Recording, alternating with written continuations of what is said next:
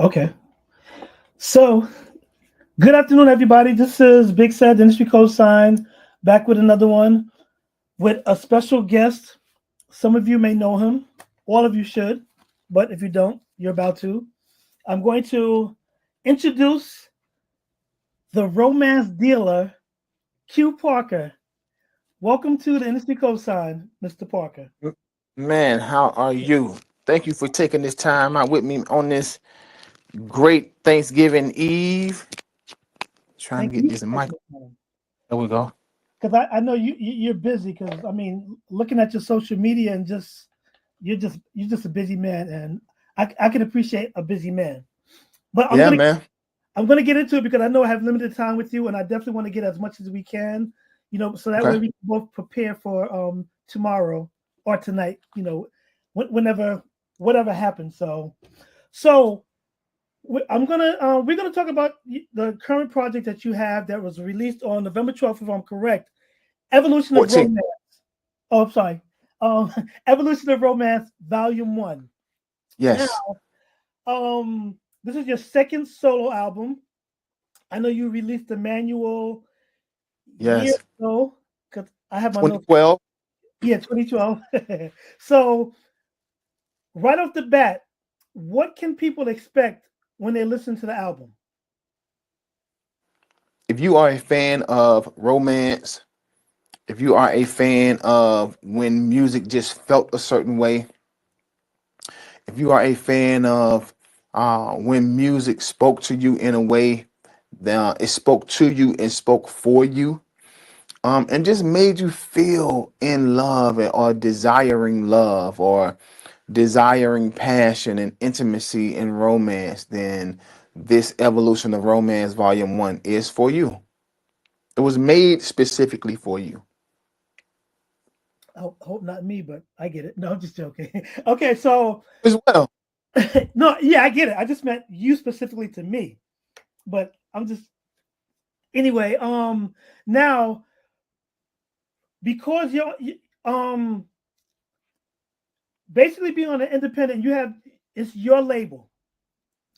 How was your approach? Because you've been on major labels before, and now you have your own label. How was the process for making this album different than previous albums, even when you were with the group 112? Well, everything that I know comes from my time with 112 as well as my time being signed to majors. I just take everything that I've learned from both of those opportunities and those seasons in my career, and I've applied them to this independent journey.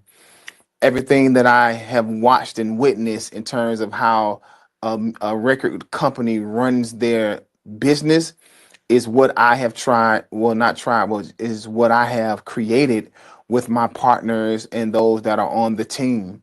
I remember being signed to the majors. We'd have weekly meetings, and there was a department head for each area of working the record. There was a department head for radio, department head for marketing and promotions, videos, everything had a department and a department head. And so for me as an independent company, I wanted to make those same hires, but as independent contractors. And so um, I hired a publicist. I hired someone to do touring. I hired someone to do radio and promotions. Hired someone to do marketing. Hired someone to do social media management and the DSPs, my great partners. One RPM, who is my distributor, does an amazing job of making sure my relationship or our relationship with the DSPs are in good standings. And so again, just kind of duplicating everything that I witnessed take place when I was assigned to the majors. And then when it comes to me, as a solo artist, what you hear is what I come from. I was raised by 112. 112 taught me a whole lot. And so although you are getting this Q Parker, with me also comes the essence of 112. Okay. Now, as far as the creative, because you touched on the business aspects in the different departments. Now that you're still the creative as well as an executive, how are you able to separate the two? Because it's definitely two completely different things. You have to be in a certain Yeah. mindset to take care of business and a certain mindset to take care of business. So how do you separate that and know when to separate from each other so that way you can have a successful project? Well, the one thing I don't want to do is waste money and waste my investment or our investment. And so, with that in mind, I show up and wear every hat genuinely and to a T. And so, when I'm in artist mode, I dive all the way into being a creative and just being the artist that I am. But then also when I put on the business and the executive hat, I can disassociate any other attachments and just strictly make decisions based off of A, getting a return on the investment. B, I'm making sure that there's a connection, a great connection and a healthy connection point between me and the consumer or the artist and the consumer. And just making sure that, well, not making sure, but I'm just very, very able and capable of making the decisions that need to be made as an executive, but then also having the space to just be an artist and totally operate in just being a creative. Now, as a creative, because you've been in the industry for so long, there tends to be a lapse of being with the recent times when it comes to artists, especially if they're around for such a long time. I've listened to the album. I enjoyed the album, and I want to know because with a lot of artists who've been around for years, they take a break, they come back. They usually miss the mark not because they're not talented, but because they're not on top of whatever is hitting today. You Yeah. seem to be on mark with that. What kept you within that mind frame to know that what you're going to put out is going to be what people would want to hear? Man, great question. I'm just a student of the game, and I try to make. Your vocals, can't hear you. Can you hear me? Yeah, we can hear you now. Yeah. Okay. Okay. Okay.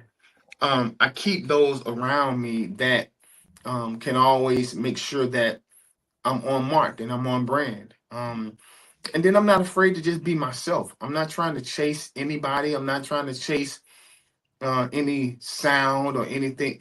I'm just being me. And so, I confidently say it's billions of people in this world. Every one of them don't have to rock out with Q Parker. But those that do, we're gonna have a great time. I know that I may be an acquired taste for some, may not be some people's cup of tea, and I'm okay with that. And that because of that, and my me being able to digest it that way, I'm able to just be 100% authentically Q Parker without any pressures, without anything. And I know me and I know what I want to say and how I want it to be perceived and ingested and all of those things. And so having a space to just be my 100% self is the sweet spot. And like I said, if you rock with it, then we're gonna have a great time. If you don't, I'm okay with that. It's 90,000 other male artists out there, I'm sure, who will be your cup of tea. But again, those that want to rock out with this romance guy, then yo, we're gonna have a great time. Now, I've noticed that the album is definitely laid back, which I can appreciate because, of course, I'm older as well, and I want to feel relaxed. How do you know when you're recording an album? Because I know with some artists, they may record 90 tracks to pare it down to 10. Some may do 8 tracks and be cool with that. What is your process, or do you have a process, or when do you know that your album is done in a way that you feel comfortable in releasing? Well, two things were intentional in this process. I knew what I wanted to say. And once I got with my production team, Black Elvis, Felly, Al Jamal, Ant Tario, Jay Bush, we knew what we wanted to say once we had a conversation. And typically, I've been the type of artist that records an over amount of songs and then narrow it down. But because I knew exactly what we wanted to say on this record, and then secondly, I wanted it to be a quick listen. I didn't want it to be 45, 50 minutes long. I wanted it to be a quick 30. I wanted 30 minutes, but it's 32 minutes long. And for this project, the 9 songs that you hear on the record are the only 9 songs we recorded because we went in with a mission on how we wanted to create and what we wanted it to sound like. Impressive, impressive. Because, like I said, I've heard stories of 50 and pare it down to 10 and still come out with a bad album. But that's another story. Mhm. I want to touch on something that is definitely buzzing in the industry these days. Okay. AI, artificial intelligence. Now, I know there are some people that don't want it to be in the music, so to speak, or affected in any way. And there are some others that's okay with it. What is your stance on it, and why do you feel the way that you do feel about artificial intelligence? Well, I'm a fan of technology, and and because I'm a fan, I understand that things grow, they expand, and as they're doing that, they become different from what we are accustomed to. And while I'm paying attention to technology, I'm equipped enough to eat the meat, spit the bone out. Only use it for what I need, only apply what I need, and so forth. And so because we're in 2025, AI is just something that's here. And we can learn to, use it to our best abilities. Where it becomes an issue with me is when, like recently, we have these AI artists. Well, if you understand the systems, there are only so many positions that one could actually hold.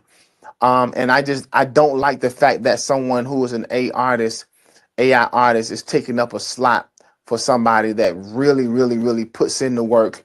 That's sweating and bleeding and staying up late nights and really going through the steps of creating these masterpieces and these compositions. That's the part about it that I'm just like, I don't know about that. But in terms of like Chat GPT and all of the other assisted ways, and again, you can't have your cake and eat it too, Q Parker. I understand that. But I just say for me, I don't overkill, I don't overuse, and I think the one thing that AI misses from the actual person is the feel. And so I'm always going to champion the feel of things.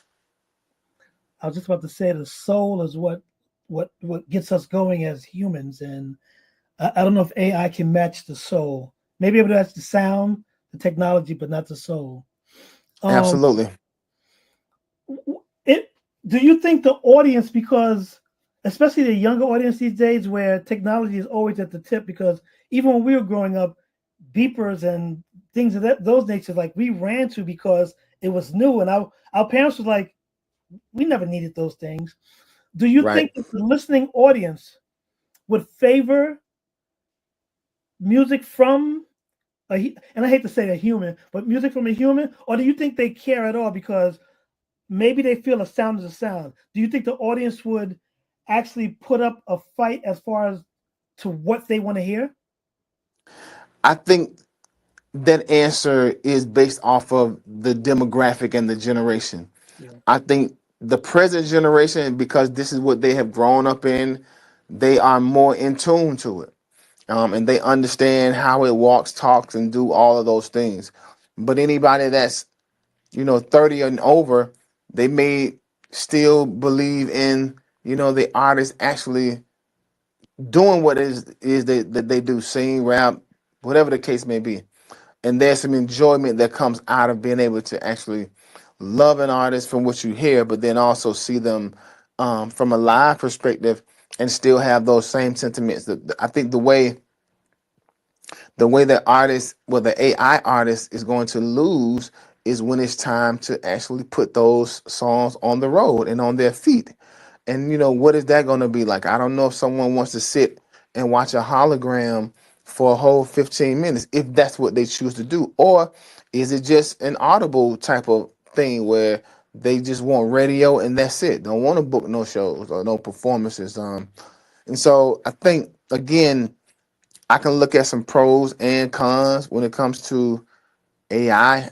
I just am very, very, very careful and cautious in how I use AI.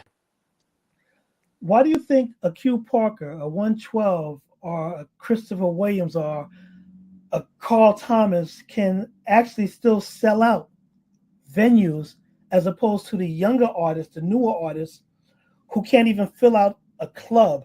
How do you feel about that aspect of the industry where you can still draw a crowd, but the people that come up Mhm. after you can't? And what do you attribute it to? Well, again, I think the artists that came up in the era of singers actually singing and performers actually performing, this is what they want. And this is the demo that have jobs. This is the demo that are financially secure. And so they can go out and buy a 50 or higher dollar ticket or and a VIP. Whereas this generation may not be so secure in their finances. And so they may not can afford a 40, $50 ticket to a concert. And so again, for me being a 90s product, I'm in the sweet spot Yeah. because I know there are music lovers out there who still believe in, this type of romantic R&B, but also they have the funds to, when I come to the city, to make sure they're in the building.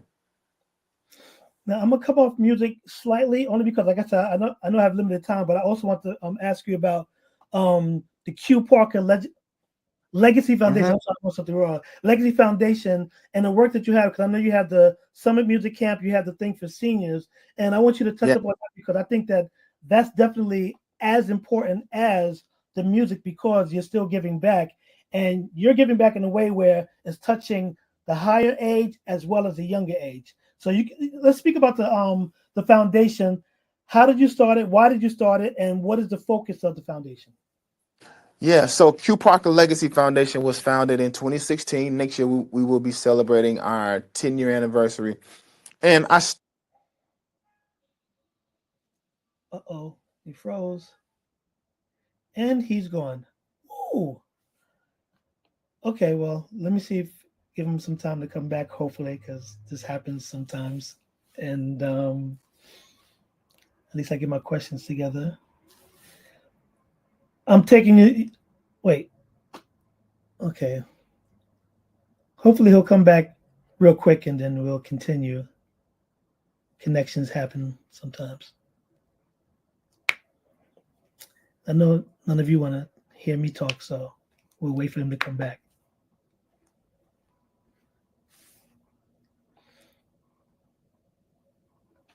Okay. There he goes. Okay. all right, there we go. That was AI being mad at me. Man, see. But yeah, so I did get your question, and so I'll just start back from how I was answering it. So I started the foundation in 2016. Next year will be our 10-year anniversary, and the foundation was created because Atlanta, which is where I'm from, has been really really good to me. Atlanta has invested in me. Atlanta has loved on me. Atlanta has supported me, nurtured me.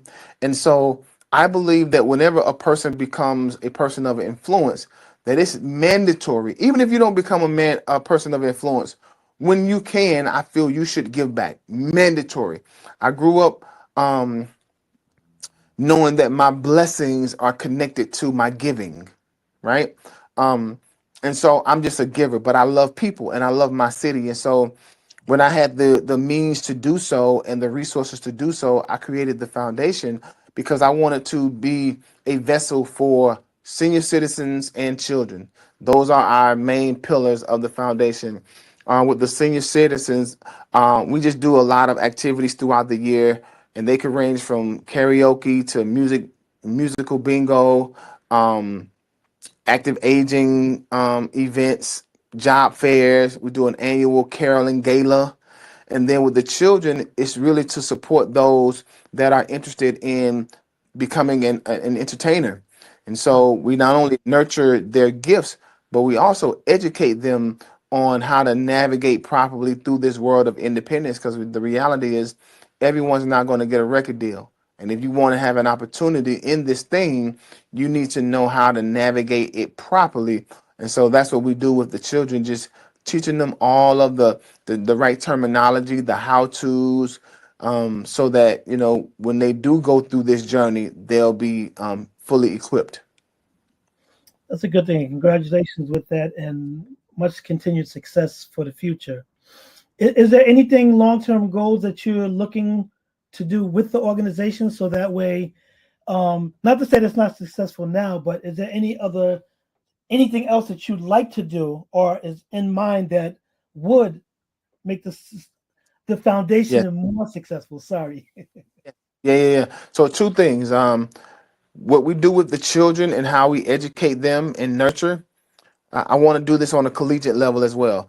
My summer camp that we do with the children ranges from age 12 to 17.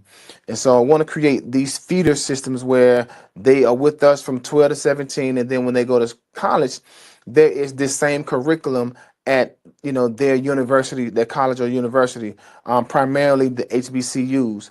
And then ultimate goal in addition to that is to create the Q Parker Music Academy for middle schoolers, where the curriculum is totally music based. It's a good thing. Now I want to okay, I'm going to throw up hip hop because um people are saying that it's in a decline because a couple weeks ago they didn't have any records in the top 40. Now, Mm, I know growing up, I grew up on R&B, but living through hip hop. So I've always yep. told in between, but I'm a hip hop person because I grew up in the Bronx and that was all around me. My question to hmm you, the reason why I asked that question is because if people are feeling that hip hop is in a decline, does that give way for R&B to make? Not to say that they're not here, but does it give R&B a better chance of becoming bigger than they've been in recent years? Because like I said, R&B has never left, but it hasn't been as popular as hip hop. Do you think that with artists like you and what's going on, can R&B like get some legs under it to rise up a little bit more? Well, that's a great question. I would hate to say that one has to be in a decline for another to be successful. However, a lot of the reasons why R&B started to take a backseat was because of the surge of hip hop. Um, and That's why. so is it kind of just returning the favor? Maybe. I don't know. I wouldn't say that, but I'm just an advocate for R&B music. I think that R&B should have its own platform. Someone was smart to create and mix the genre of hip hop and R&B, and I think they should just be totally separate. Let R&B live on its own. Let hip hop live on its own, and I think that there should just be specific places where R&B artists can be supported and discovered, and the same for hip hop. And I feel the same way. And you hit it right on the head because, like you said, when hip hop started rising, it seems as if R&B wasn't falling, but hip hop was just rising higher. So I'm Yeah. glad you responded in the way you responded because I don't want anybody to think that I'm being disrespectful towards hip hop or R&B. It's just an observation that I had, and I felt that to answer that question. Right. And being that social media is all the rage now, hmm how do you think your career would have been if there was social media when 112 first came out as a group? Well, that's hard to say because, man, which do you feel is more? So, whereas with today's social media, you can cast the net out wide because you can hit so many people in one moment. I could go post something online right now, and all the 50 states in the U.S. and all abroad can get it. But I don't know how sustainable that is. And so if I had to choose, I'm going to still choose my generation's way of connecting, where we went out and shook every hand, kissed every baby, and we made those lasting impressions that allow people to just support us year after year after year after year. And even as an independent solo artist now, that is still my approach. I want to feel the people. I want to have, real interaction with the individuals because those moments are just super memorable and they aren't They're not forgettable. Like if I post something in the next 3 minutes, I'm forgotten because somebody else is going to post something in the next minute, right? And so I just like the most potent way to lock in on somebody is to spend time with them. Yeah, it's funny you said it because like the reason why I asked the question was because I know they're two different spectrums, and both can definitely be beneficial. But like I came up in the same year as you came up, and I know for a fact that with artists were more exclusive or more mysterious because you couldn't reach them. Where nowadays you could make a comment under somebody's profile and you could respond. Next thing you know, it's like, oh my God, this is that and the other. And I know it's a different feeling and a different mindset. So that's why I had asked you that question. Now, like I said, I know we have limited time. There's another thing that I wanted to ask, and I have too many notes, and um, I just saw it. If R&B is missing anything, R&B music is missing anything, what is it, and how can it? Hmm, I said that question wrong. If R&B is missing anything, what is missing? If it's missing anything. If R&B is missing anything, it is a it has missed a resurgent Q Parker. It has missed romance. It has missed authentic R&B, not infused with hip hop, not infused with, but it has missed uh, the groundwork that our pioneers like Smokey Robinson and Marvin Gaye and Teddy Pendergrass, Babyface. It has missed the delicate delivery. It has missed romance. It has missed intimacy and intentionality and passion and soft spoken lyrics like melody, instrumentation, musicality. It has missed those things. And so honing in on that being an area for me, even if it has missed it, I'm here to deliver it. And speaking of delivery, I heard you had a great halftime performance recently. Yes. Um, I forgot the descriptions, but let's talk about that. Remarkable. Yeah, I saw our mutual friend is going to kill me, but yeah. So how was the performance, and where was it at? So I had the opportunity to perform at the Sixers game, the Philadelphia Sixers basketball game, and I had the opportunity to perform the national anthem. And I just look at every opportunity that I get to display my gift. I just gotta swing for the fences. I gotta just make it impactful, make it different. There's so many male artists out here. And then when you have something like the national anthem that has been sang a million times, how can you do it to make it different? And so I just studied all of what is arguably some of the greatest national anthems and just put my Q Parker flair on it. And so it was received well. I'm looking forward to doing it even more and just bringing my style of R&B to the national anthem. Now you recently had an album release party, and from my understanding, celebrity filled, packed. People were excited. People enjoyed it. Being away, because your last album was 13 years ago, Yeah, and I know that with some artists, it's definitely even a 2 year gap, they feel lost.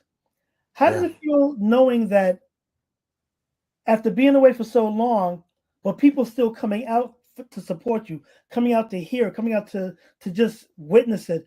How does that feel? Because there's a lot of artists that will try the same thing and can't get Yeah. anybody to come out. Well, there's a combination. I think half of the room were music lovers who had just missed my contribution to the game. And they were excited for me to be re entering myself back into the fold.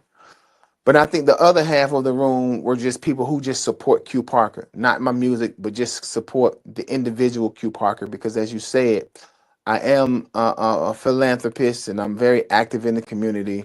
I give of my time, my resources to my peers and just anybody that I come in contact with. And I think that's the great measure of a man when people can just come out to celebrate you, especially when you are the one accustomed to doing the celebrating.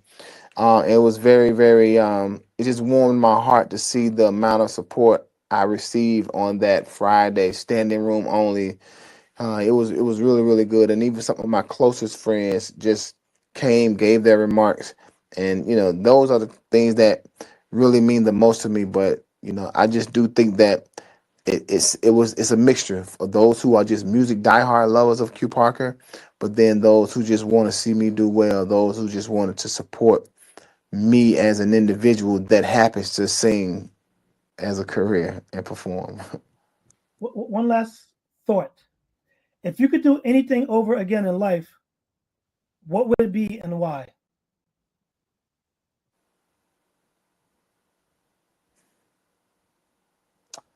I don't know, man.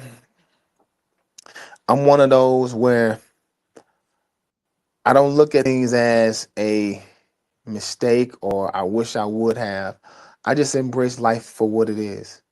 One thing we know is life gon' life. And that's not a positive or a negative. A lot of times when people say life be life, and it's normally around something negative happen. But life be life, and which is a positive too. And so for me, it's just keeping my antennas up so that when it's a learning experience, I do learn from it. When it's me having fun, I live in the moment and I just let my hair down and have fun. If it's me learning a lesson, I do my research and I just prepare myself to just try to make better decisions on the next time if it's something that is not favorable to me.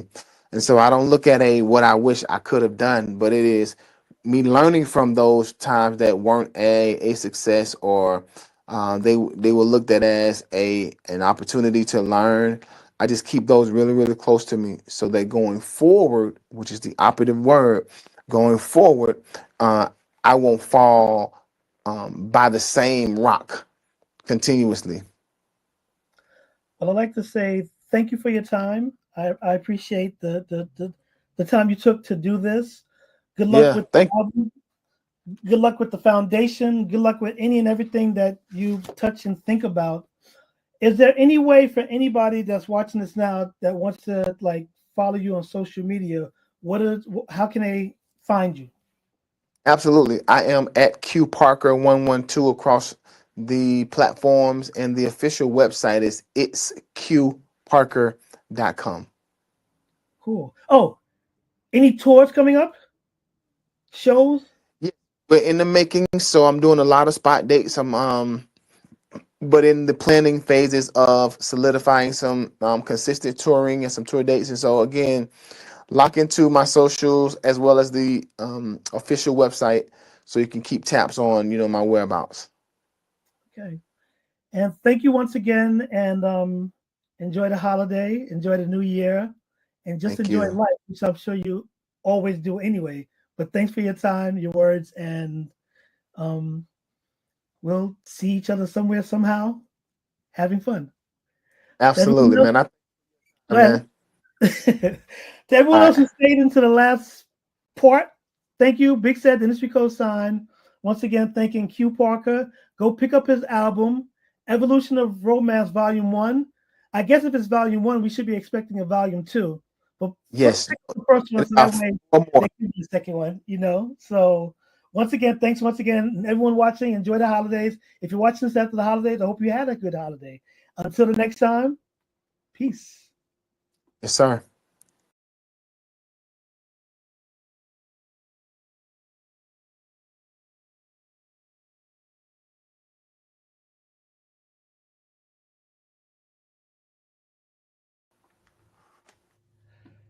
Yeah.